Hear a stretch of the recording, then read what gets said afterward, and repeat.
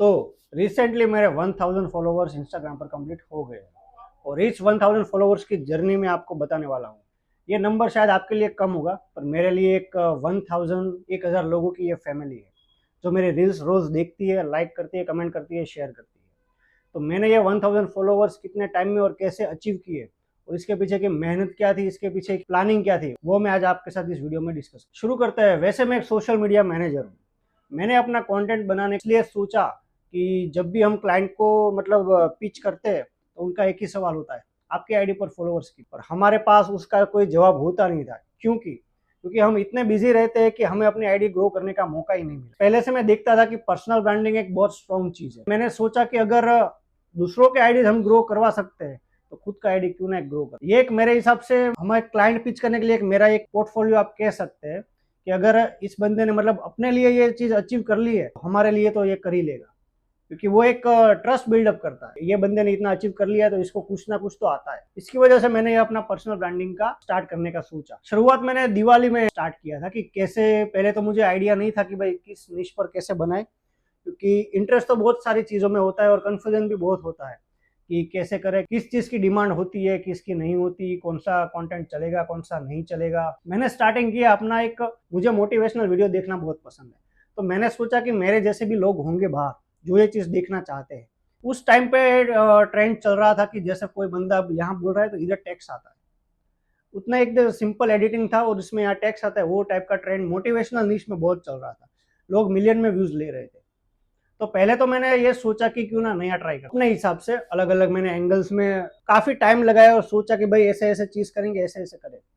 पर एक चीज उसके बाद मुझे समझ आई कि इंस्टाग्राम पर या सोशल मीडिया पर जो चल रहा है ना, वो ट्रेंड जो चल रहा है उसको ही फिलहाल आपको फॉलो करना चाहिए, क्योंकि लोग उस चीज देखने के मूड में है फिलहाल।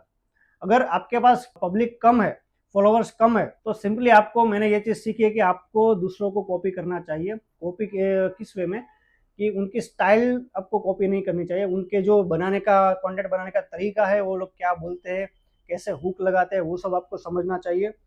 और उसमें अपना एक एलिमेंट भी ऐड करना चाहिए। पर्सनल ब्रांडिंग चीज क्या है? पर्सनल ब्रांडिंग चीज ये है कि लोग आपके साथ कनेक्ट करें, ना कि आपके कंटेंट के साथ। वो चीज मैंने सोची, उसको मैंने अप्लाई किया। पर मोटिवेशनल निश में मैंने एक दो वीडियोस बनाए जिसके ऊपर व्यूज भी आया। अभी नॉर्मल मुझे व्यू आ रहे थे 300-400, और उस टाइप के वीडियोस पे मुझे 1500-2000 व्यू आ गए। तो मैंने सोचा कि इस पर ही क्यों ना वीडियो बनाते।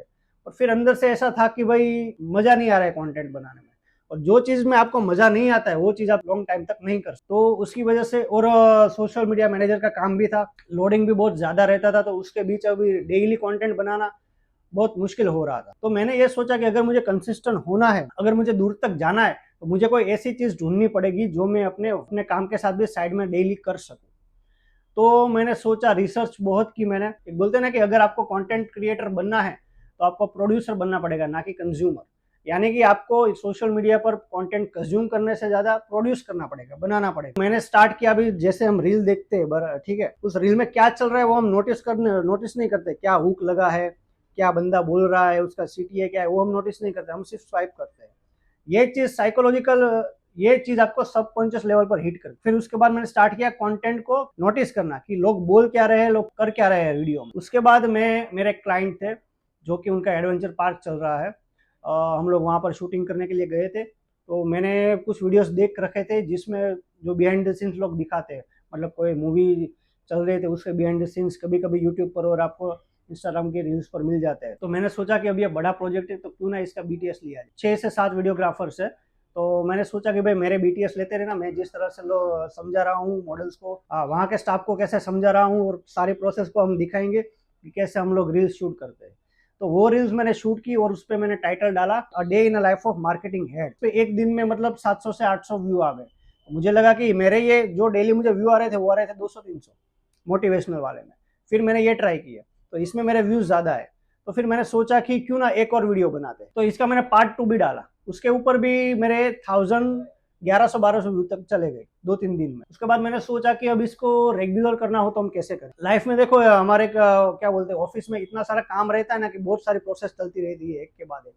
तो उसको दिखाने का मैंने सोचा कि क्यों ना इसको दिखाया जाए, क्योंकि लोग ऐसा कर नहीं रहे थे। बिहाइंड द सीन्स देखने का लोगों को, मुझे ऐसा लगा कि बहुत चस्का होता है, क्योंकि ये चीज़ रेयर है, बहुत कम लोग दिखाते हैं। तो फिर मैंने अपने म्यूजिक पर मैंने स्टार्ट किया। अभी मैं वॉइस ओवर नहीं दे रहा था बिहाइंड द सीन्स में, मैंने म्यूजिक पर स्टार्ट किया। अपने डेली लाइफ में मैं क्या करता हूँ, कैसे काम होता है, वो सब मैं म्यूजिक पे स्टार्ट किया। म्यूजिक पे समझ लो तो आप 700-800 व्यूज अभी आने लगे थे हर वीडियो पर। अभी भी मैं कंसिस्टेंट नहीं था, एक दिन 2 दिन उसके बाद मैं अपलोड कर रहा था मेरा। फिर मैंने वापस ऑब्जर्व किया तो उस 1-2 वेबिनार किए कुछ लोगों के, उसमें बताया गया था कि आप अपने निश के जो भी क्रिएटर होंगे उनको नोटिस करें वो क्या बना रहे हैं।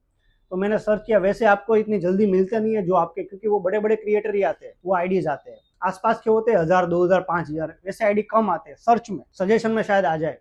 तो मैंने बहुत ट्राई किया ऐसा सर्च करने का। फिर 1-2 आईडीज आए जिसमें मैंने नोटिस किया कि चैलेंज चल रहे हैं, चैलेंज 90 दिन का, उसमें डे 2, डे 3, डे 4 की भाई ग्रोइंग सोशल मीडिया एजेंसी, कि भाई day in life of salon owner, day in life of millionaire, या डे 1, डे 2, इस तरह के चैलेंजेस बहुत चल रहे हैं। तो मैंने ट्राई किया कि क्यों ना, लोग 365 दिन के बना रहे थे, मैंने सोचा इतना तो बहुत ज्यादा हो जाएगा, मैंने 90 दिन का सोचा। तो 90 दिन का सोचने के बाद मैंने स्टार्ट किया कि day 1 of growing our marketing agency, ऐसा करके मैंने एक सीरीज स्टार्ट, जिसमें मैंने अभी भी वॉइस ओवर नहीं डाल रहा था। वॉइस ओवर बहुत जरूरी है, क्योंकि उसके बाद अगर ह्यूमन टच नहीं होगा तो लोग आपके साथ कनेक्ट नहीं कर पाएंगे। इसकी वजह से अभी फिलहाल मैं म्यूजिक पर ही चल रहा था। तो व्यूज तो मेरे स्टक हो गए थे, मतलब समझ लो कि आप 700-800 पे अभी उतना ही आ रहा था डेली। अभी मैंने डेली स्टार्ट कर दिया था, 700-800 आ रहा था। फिर मैंने वॉइस ओवर स्टार्ट किया, स्क्रिप्ट बनाई, उसके ऊपर डेली वॉइस ओवर डालना चालू किया। थोड़े कीवर्ड मैंने सर्च किए कि मेरे निश में कौन से कीवर्ड काम करते हैं, दूसरे लोग जो ये कंटेंट बना रहे हैं उनके डिस्क्रिप्शन में कौन से कीवर्ड है, उसको मैंने कॉपी किया, थोड़े अपने ऐड किए और उसको रील्स पे लगाया। और खास मैं पहले ट्रेंडिंग सॉन्ग यूज नहीं करता था। ट्रेंडिंग सॉन्ग आपको यूज करना चाहिए, उससे काफी फर्क पड़ता है। कोई माने या ना माने पर ट्रेंडिंग सॉन्ग से फर्क पड़ता है। अगर इंस्टाग्राम कोई फीचर दे रहा है तो वो चाहता है कि आप उसे यूज करें। इसकी वजह से अगर आप ट्रेंडिंग सॉन्ग यूज करते हैं तो वो आपको थोड़ा ज्यादा पुश करता है। तो ट्रेंडिंग सॉन्ग मैंने स्टार्ट किया, कीवर्ड्स मैंने स्टार्ट किया, और कंसिस्टेंसी अभी मैंने बनाई।